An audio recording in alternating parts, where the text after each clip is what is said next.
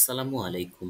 সম্মানিত শ্রোতা বন্ধুরা, আমাদের ধারাবাহিক বই পাঠের আজকের আয়োজনে থাকছে প্রিয় আরিফ আজাদ ভাই সম্পাদিত প্রত্যাবর্তন বইয়ের চলতে ফিরতে যেমন দেখেছি অধ্যায়টি। লিখেছেন Saifur Rahman, PhD, molecular biology, Cambridge বিশ্ববিদ্যালয়। অন্য ৮-১০টা বাঙালি ছেলে যেভাবে বেড়ে ওঠে, সেভাবেই আমার বেড়ে ওঠা। মধ্যবিত্ত বাঙালি পরিবারের সন্তান হিসেবে উত্তরাধিকার সূত্রে যতটুকু ধর্মীয় রীতি আর ধর্মবোধ আমার প্রাপ্য ছিল, ততটুকুই পেয়েছি। সারাদিন হই হুল্লোড় করে ঘুরে বেড়ানো, টই টই করে এ মাঠ থেকে ও মাঠ দাপিয়ে বেড়াতে আমাদের কি আর জুড়ি থাকে? জন্মসূত্রে মুসলিম পরিবারে জন্মেছি। আমাদের নামের আগে মোহাম্মদ আর নামের শেষে খান, রহমান ইত্যাদি পদবি দেখে মানুষ ঠিক ঠিক বুঝে নেয় যে আমরা সাচ্চা মুসলমানের বাচ্চা। অথচ মসজিদে প্রতিদিন ৫ বার করে আজান হয়, কিন্তু আমাদের আর মসজিদের আঙিনা মাড়ানো হয়ে ওঠে না। মসজিদটা কিছু মাদ্রাসা পড়ুয়া হুজুর, ইমাম আর এক পা কবরে দিয়ে বসে থাকা বুড়োদের জন্যই। আমার বেড়ে ওঠাও এরকম। নাম কাওস্তে দিন পালন করা একটা পরিবেশে বড় হয়েছি। খুব ক্রিকেট পছন্দ করতাম। সারাদিন পড়ে থাকতাম ক্রিকেট মাঠে। সন্ধ্যার আগে ভুল করেও ক্রিকেট মাঠ থেকে ঘরে ফিরতাম না। আমি কোনোদিনও আমার আম্মার হাতে নামাজে না যাওয়ার জন্য মার খাইনি। কিন্তু খেলার মাঠ থেকে সন্ধ্যায় ফেরার জন্য কত শত বকা যে আম্মা দিয়েছিল, তা এখনো দিব্যি মনে আছে। কেউ ভাববেন না যে আমি ছোটবেলা থেকে একেবারে ধর্মহীন ছিলাম। আমি কিন্তু এলাকার বাৎসরিক মিলাদ এবং ওয়াজ মাহফিলগুলোর একেবারে সামনের সারির শ্রোতা ছিলাম। আমার সেই ধার্মিকতা যতটা না ধর্মের জন্য, তার চেয়ে বেশি বিরিয়ানির প্যাকেট পাওয়ার লোভে। তখন পড়ি ক্লাস 9-এ। কোরআন পড়তে জানি না। একটা সময় মনে হলো, আরে মুসলমান হয়ে কোরআনটাই যদি পড়তে না পারি, মুসলমানিত্বটাই তো আর থাকলো কই? আমার এই ভাবনার উদ্রেক যতটা না আমার ধর্মীয় বোধের প্রকাশ থেকে, তার চেয়েও বেশি আমার মুসলমানিত্ব নিয়ে প্রেস্টিজ হারানোর। সহপাঠীরা রমজান মাস এলেই গড় গড় করে কোরআন তেলাওয়াত করত। কোরআন খতম দেয়। একেকজন ১টা, ২টা, ৩টা করেও খতম দেয়। আমি বেচারা আমপারাও পড়তে পারি না। অবশ্য ছোটবেলায় মক্তবে সূরা ফাতিহা থেকে শুরু করে সূরা ফিল পর্যন্ত মুখস্থ করে ফেলেছিলাম। সেই সূরাগুলো দিয়ে আমার সাপ্তাহিক জুমার কাজটা দিব্যি হয়ে যাচ্ছিল।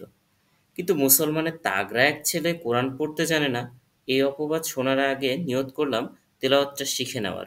মনে পড়ল, এলাকার একজন হাফেজের কাছ থেকে নিজ উদ্যোগে ক্লাস 9-এ থাকতেই প্রথম কোরআন তেলাওয়াত শিখেছিলাম। যখন কোরআন শিখে ফেললাম পুরোপুরি, তখন অন্যরকম একটা অনুভূতি কাজ করতে লাগলো মনের ভেতর। কেন জানি না, তখন শুধু আমার কোরআন পড়তেই মন চাইতো। এই বুঝি কোরআন পাঠের মজা। আস্তে আস্তে মসজিদে যাওয়া শুরু করলাম। প্রথম ৩ ওয়াক্ত, একটা সময় ৪, এভাবেই। স্কুল জীবন শেষ করে যখন কলেজ জীবনে আসি, তখন যেন আমি একেবারেই পাল্টে গেলাম। আগে তো টেনে টুনে ৪ ওয়াক্ত পড়তাম, কলেজ জীবনে এসে আমি হয়ে উঠলাম একেবারে ৫ ওয়াক্ত নামাজি। আলহামদুলিল্লাহ। কলেজ জীবনের সময়গুলো আমার জীবনে অন্যতম গুরুত্বপূর্ণ সময় ছিল।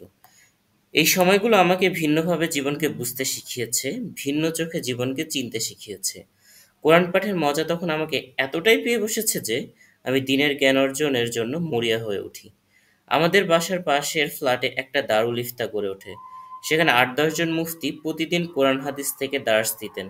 ফিকহের বিষয়াদি নিয়ে আলাপ আলোচনা করতেন। আমি সুযোগ হলেই সেখানে ছুটে যেতাম। তাদের সোহবত আমার খুব ভালো লাগতে শুরু করে। এক একটা মানুষকে যেন জ্ঞানের জাহাজ মনে হতো আমার। সে সময় অনুবাদ করা কোরআন, বিভিন্ন ইসলামিক বই পড়তে শুরু করি। আমি ডুবে যাই এক অন্য জগতে। আমি হারিয়ে যাই এক ভিন্ন দুনিয়ায়। এই দুনিয়া জ্ঞানের, এই দুনিয়া আলোর। এরপর উচ্চশিক্ষার উদ্দেশ্যে চলে আসলাম জার্মানিতে। মনে হলো একখণ্ড নরকে এসে পড়েছি। চারিদিকে ফিতনার ছড়াছড়ি। মনে আছে জার্মানিতে প্রথম যেদিন ক্লাসে গেলাম, সেদিন আমার এক সহপাঠীর হাতে মদের বোতল দেখেছিলাম। আস্তাগফিরুল্লাহ! এও কি সম্ভব? আমি বুঝতে পারলাম এটা ইউরোপ।